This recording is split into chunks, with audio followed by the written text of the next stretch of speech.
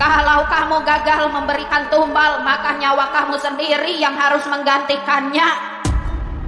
Mbah, tolong Mbah, maafkan saya. Tolong beri saya kesempatan sekali lagi. Saya berjanji kali ini pasti berhasil. Sudah tidak ada waktu lagi. Tolong Mbah, jangan ambil nyawa saya. Saya tidak mau mati. Tolong beri saya kesempatan. Aku beri kamu kesempatan satu kali lagi. Panggil aku jika tumbalnya sudah ada. Ini kesempatan terakhir untukmu. Jangan sampai gagal. Aku sudah haus nyawa. Baik Mbah, terima kasih.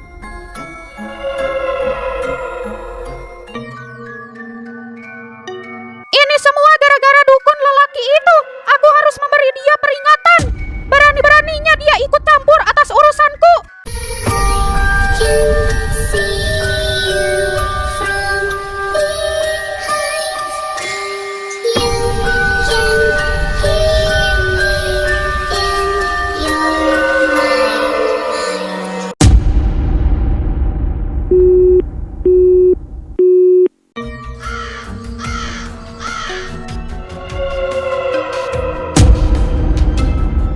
Mau apa kamu datang ke sini? Saya peringatkan kamu supaya tidak ikut campur dengan urusan saya. Itulah akibatnya kalau kamu mengganggu orang-orang terdekat saya. Masih untung kamu tidak saya hancurkan sejak kemarin. Gara-gara kamu ritual saya sudah gagal 2 kali. Dan kali ini nyawa saya jadi ancaman. Yaitu kesalahanmu sendiri. Bersekutu dengan setan manapun ada resikonya. Dasar wanita murahan.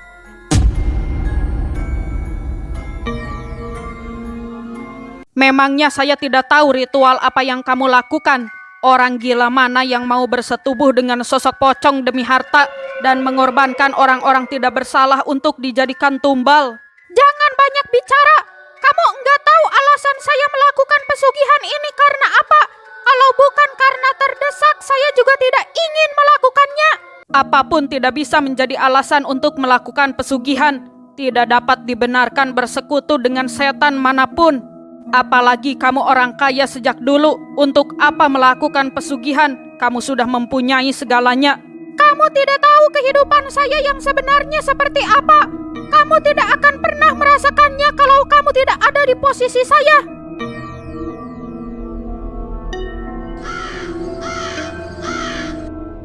Saya cerai sama suami saya karena dia berselingkuh dengan keponakan saya sendiri. Dia meninggalkan hutang ratusan juta dan menjadikan aset-aset pribadi saya sebagai jaminan kepada pihak bank. Hampir setiap hari pihak bank menelpon saya untuk segera melunasi hutangnya. Kalau tidak cepat-cepat dilunasi, maka semua aset saya akan disita, termasuk rumah yang saya tempati. Sedangkan semua aset yang saya miliki adalah peninggalan dari orang tua saya, Mas. Saya tidak ingin merelakannya begitu saja. Saya adalah saksi hidup bagaimana sulitnya orang tua saya bisa mendapatkan aset-aset sebanyak itu. Kerja keras mereka sejak saya kecil masih terekam jelas dalam ingatan saya, Mas. Saya tidak mungkin memberikan harta dari orang tua saya untuk membayar hutang suami bajingan itu. Saya hanya sedang mempertahankan apa yang saya miliki, Mas.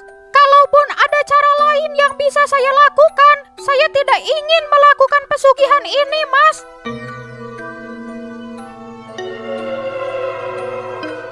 Saya terikat perjanjian dengan pocong merah itu selama 10 tahun. Dan ini adalah tahun ketiga saya melakukan pesugihan. Hutang mantan suami saya sudah terlunasi sebagian. Sejujurnya saya sudah ingin berhenti melakukan pesugihan ini, Mas. Saya sudah tidak tahan. Saya selalu dibayang-bayangi perasaan bersalah dan ketakutan. Kalau boleh tahu berapa memangnya hutang mantan suami kamu? 950 juta sama pihak bank. Ditambah dia mempunyai hutang 800 juta sama rentenir, Mas. Dia pakai apa uang sebanyak itu? Awalnya dia berbohong sama saya, Mas. Sejak dia kena PHK, dia tidak ada pemasukan sama sekali. Dia meminta modal kepada saya untuk memulai usaha. Tapi ternyata dia pakai uangnya untuk di online. Sudah saya maafkan kesalahan dia yang ini, Mas. Tapi dia berbuat kesalahan lagi. Kata dia butuh uang untuk berobat ibunya ke luar negeri. Tapi ternyata uang itu dia pakai untuk membiayai kebutuhan hidup keponakan saya itu, Mas. Yang akhirnya keponakan saya itu menjadi orang ketiga di hubungan kami. Bahkan mantan suami saya juga ikut menyekolahkan anak-anak dari keponakan saya karena dia seorang janda. Kalau ibu ingin memutus pesugihan ini, saya bisa bantu. Tapi Mas, gimana dengan hutangnya? Saya belum bisa meninggalkan pesugihan ini sebelum semua hutangnya terlunasi. Apa aset ibu semuanya dijadikan jaminan? Kalau masih ada satu saja yang tidak dijadikan jaminan, saya bisa membelinya, Bu, dengan nominal yang ibu butuhkan untuk melunasi hutang. Sebenarnya ada satu, Mas. Kebetulan saya punya rumah di daerah Cigoni.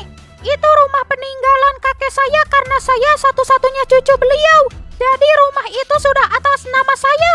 Dan untungnya mantan suami saya tidak tahu soal keberadaan rumah ini. Jadi sampai sekarang rumah ini masih aman, tidak dijadikan jaminan sama dia. Tapi daerah Cigoni jauh dari sini, Mas, dan letaknya di perkampungan. Tidak apa-apa, berapa yang harus saya bayarkan? Yang saya butuhkan sebesar 700 juta, Mas, karena sebesar itu sisa hutang yang belum dibayar. Kita obrolkan di dalam, Bu. Mari masuk.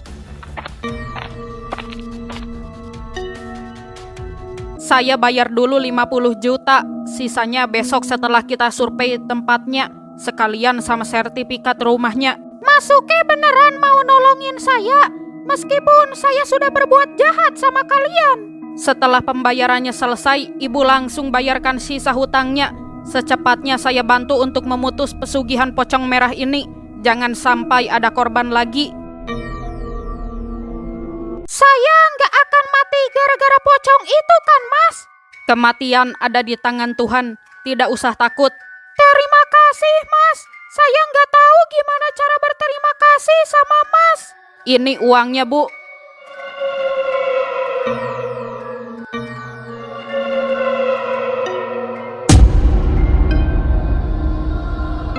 Kasuke, Bu Neneng, kalian... Jamal, kamu kenapa tiba-tiba datang ke sini? Jadi selama ini Kasuke dan Bu Neneng bersekongkol. Jamal, ini nggak seperti yang kamu pikirkan. Dengarkan aku dulu. Aku nggak nyangka ternyata kakak sejahat ini. Orang yang paling aku percaya justru malah sebaliknya. Dengarkan aku dulu, Jamal. Aku akan mengakhiri semuanya supaya tidak ada korban lagi.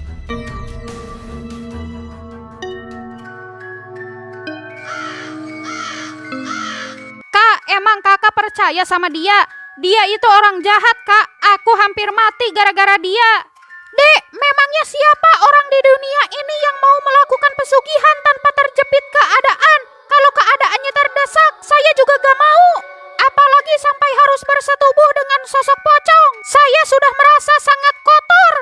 Aku akan membantu Bu Neneng untuk memutus pesugihannya, Jamal. Tolong percaya padaku. Aku hanya tidak ingin ada korban lagi. Apa yang bisa kakak lakukan? Ritualnya mungkin agak sulit, jadi tidak bisa dilakukan malam ini. Apalagi pocong itu memakan tumbalnya di pagi hari. Dia hanya akan datang ketika saya memanggilnya, Mas. Ketika sudah ada target tumbalnya. Jadi selama belum ada tumbal, dia tidak akan muncul. Begini saja, malam ini ibu pulang saja dulu. Besok malam kita lakukan pemanggilan pocong itu. Baik, Mas. Kalau gitu saya pamit dulu.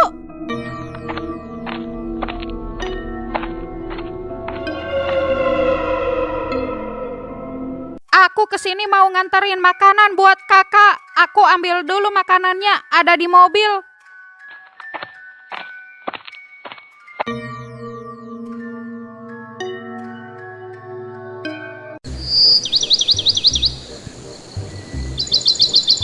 Ih, lama banget sih.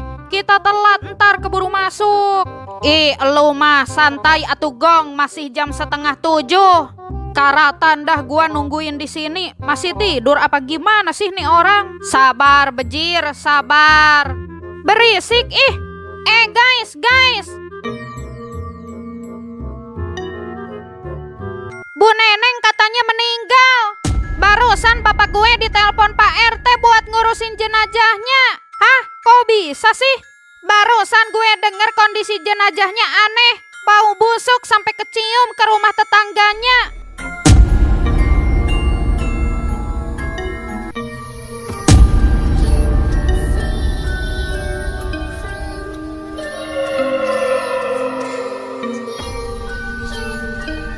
Kak, ini uang yang tadi Bu Neneng kasih ke Bu Atika di sekolah. Yang katanya buat dibagiin ke murid-murid kurang mampu.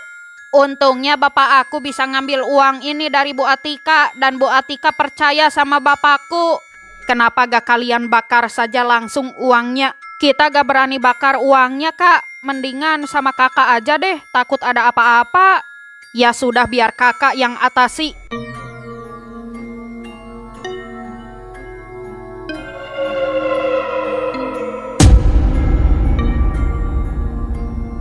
Saya bayar dulu 50 juta, ini uangnya. Masuke beneran mau nolongin saya, meskipun saya sudah berbuat jahat sama kalian. Jangan berharap aku berbuat baik kepada orang yang sudah menyakiti orang-orang terdekatku. Dengarkan aku, Jamal, aku akan mengakhiri semuanya supaya tidak ada korban lagi. Aku sudah mengakhiri semuanya, Jamal. Tidak akan ada lagi korban, karena dialah korban terakhirnya.